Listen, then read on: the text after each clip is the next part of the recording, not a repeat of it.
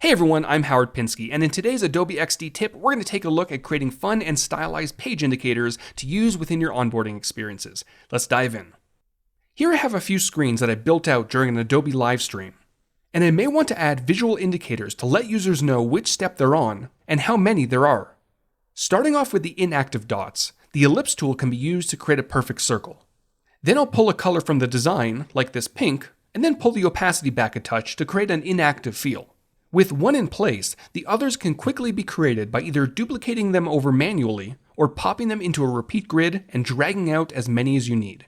And to add room for the animation to take place, they should be relatively spaced out from each other. Great, before moving on to the active dot, let me quickly name this grid.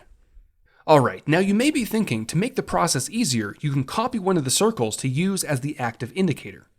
And if you're not looking to stylize the animation, you can certainly do that. But to help when elongating takes place, we're going to be using a rectangle instead. Once it's been drawn out over top of one of the existing circles, the corners can be completely rounded to disguise it as an ellipse. Since this will be the element that indicates the active screen, I'll use the highlight color here. Now, a decision needs to be made. If you simply want the ellipse to move to its next location, you can pop these elements on each screen and shift the active dot over. But since we want to add a touch of fun to the interaction, let's move on. As you saw in the preview, when the transition takes place, the active indicator briefly expands and then contracts into place. To accomplish this, we need to get creative with masks. Here's what we're going to do. Since this mask will follow the same shape as the rounded rectangle, we can quickly duplicate it and then select both objects in the Layers panel. Once selected, under the Object menu on the Mac or right-clicking on an element on Windows, choose Mask with Shape. This will take the bottommost layers and mask them inside the shape at the top.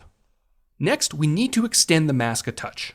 So, selecting the topmost layer, pull out the left edge about 4 times the size of the ellipse. Now, why are we doing this? In short, it will allow us to temporarily stretch out the indicator during the transition. Now that the first position is complete, I'll quickly group these elements and then copy and paste them onto the second artboard, where I can now make the necessary changes.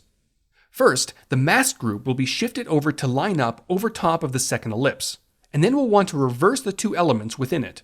The visible shape will be pulled out, then the mask will be pulled back in to once again make up a perfect circle. Great. Finally, for the third screen, we can simply paste the first set of indicators and shift the active mask over to the final position. Alright, let's wire this up. Switching over to prototype mode, I'll select the button at the bottom and then drag the handle over to the second artboard. Within the Properties Inspector, we'll want to make sure that Tap is selected. Then Auto Animate is the chosen action to ensure we have a nice smooth transition. For the easing options, in-out should look pretty nice, and to allow us to enjoy this animation, a duration of around 0.8 seconds will do the trick. I can then wire up the button on the second artboard leading to the third. Now, the moment of truth. Launching the preview window, clicking on the next button will kick off the transition and reveal our animation. And because of how our layers were set up, we're left with a fun look to our indicators. Before we wrap up, if you want to get even more stylized with the animation, on the second artboard, stretch out the visible shape within the mask quite a bit more than you originally did. And now when the prototype is previewed one more time, there's a slight wind up before it shoots over to the right. And there you have it, a simple but fun interaction you can add to your onboarding flows. For more tips and tricks just like this, head on over to letsxd.com and I'll see you all soon.